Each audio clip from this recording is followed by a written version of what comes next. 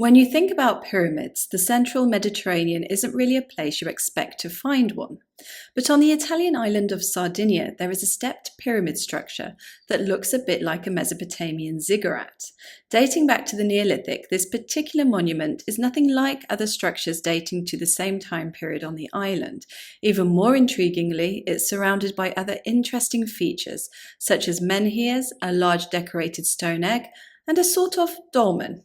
In this video, I'm talking about the marvelous Monte and what we know about this incredible site.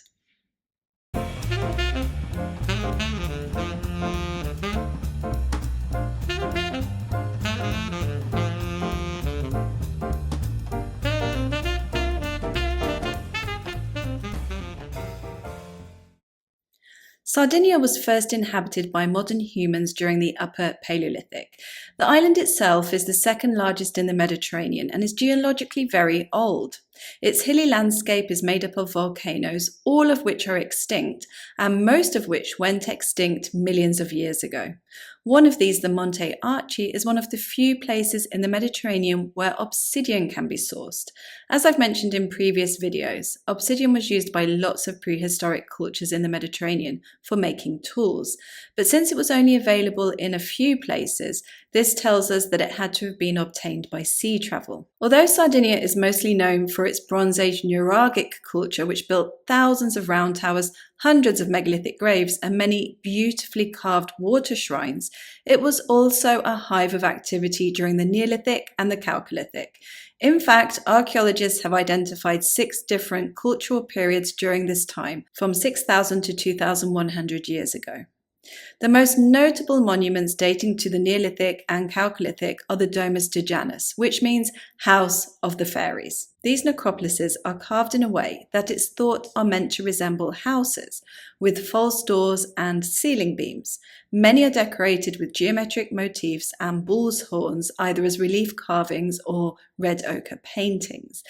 Burials were made with grave goods, including jewellery and tools. But funerary monuments were not the only structures being built during the Neolithic. Hundreds of menhirs were also carved and can be found all over the island. Some of these are huge, such as the menhir of Monte Contu, which is nearly 6 meters tall and used to be taller. Artefacts dating to this time include figurines such as this one, known as the mother goddess of Kukuru Saru, and excavated from Cabras in the west of Sardinia. The curious stepped pyramid called Monte is 7 kilometers from the port town of Porto Torres. There are other Neolithic monuments in the area, such as the extensive necropolis of Su Crucifixu Manu and Ponte Secco, which is made up of 13 hypogea. However, these subterranean complexes, as I just mentioned, are pretty common in Sardinia, whereas Monte Dacide's form is unique. In 1952, the monument wasn't visible because it was covered by a mound of earth, but the owner of the land it sits on, future President Antonio Segni, thought there might be an Etruscan burial in there, and he wanted to investigate. The archaeologist Contu agreed to excavate the site, but he himself thought it might be the remains of a Bronze Age nuraghe. So imagine their surprise when they found what they did. Excavation showed that Monte Dacide had evolved over time. It didn't always resemble a stepped pyramid, but that said, it's still unusual, and nothing similar to it in any of its historic forms has been found in the rest of Sardinia. Archaeologists think that the site was first occupied around 4300 BCE, with a village made up of oval huts.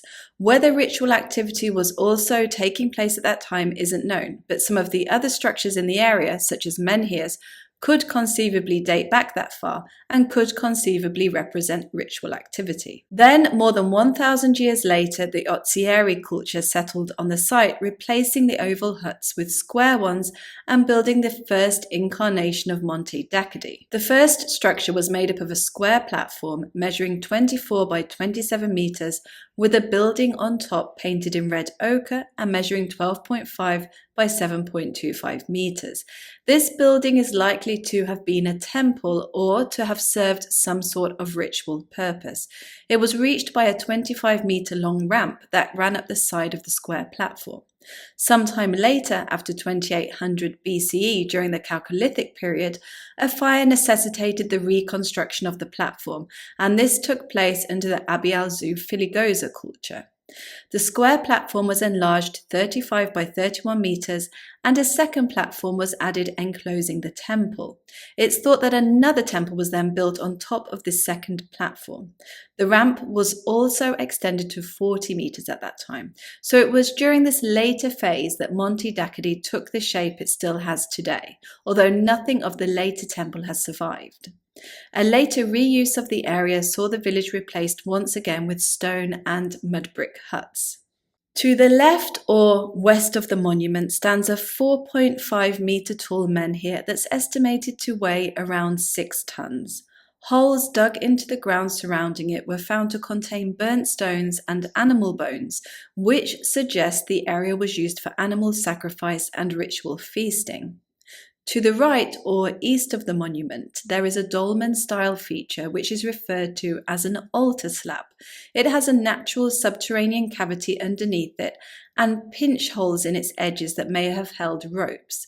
2 spheroidal stones were found in a neighbouring field and moved to the right-hand side of the ramp. One of these looks like a giant egg and is decorated with lots of small circular depressions. The line running through its side was carved intentionally, even though it looks as though the stone has somehow split into 2. Obviously, it's not certain what this giant egg was for. It's been suggested that, just as in ancient Greece, it was meant to represent an omphalos, or the center of the earth. Although just because the ancient Greeks had rituals focused on a stone known as the omphalos at Delphi, it doesn't mean that several thousand years earlier, a similar practice was happening in Sardinia. There are other megalithic features in the area surrounding Monte Dacadi, but since they are not part of the archaeological site itself, I wasn't able to visit them. According to what I've read, there are 2 menhirs in a field 200 meters to the southeast. One is made up of white limestone and is 2.3 meters in height, and the other is made of red sandstone and stands at 1.9 meters. South of the Ortava River, there is another menhir as well as a dolmen. These are called the Fradas Muras dolmen and menhir. Archaeologists found some interesting artifacts when excavating Monte Dacadi. In the remains of a Chalcolithic house close to the monument, they found a bull's horn, a jug of shells, a terracotta figurine, and a shell containing red ochre. This house has been named the Sorcerer's Hut because these artifacts are associated with ritual. Pottery vessels, utensils, and millstones were also found there, which suggest everyday agricultural activity was taking place there too. The tooth of a sperm whale dating to the late Neolithic was found at Monte Dacadi, and since it had incisions in it, it was probably being worked to turn it into something. Prehistoric cetacean remains are not common in the Mediterranean and are mostly found on the Atlantic coast, so it's possible this had travelled from the Iberian Peninsula. However, what significance it had to the people of Monte Dacadi isn't known. 2 anthropomorphic stelae were found at Monte Dacadi. One of these is just a fragment of what would have been a large statue of a female decorated with spirals.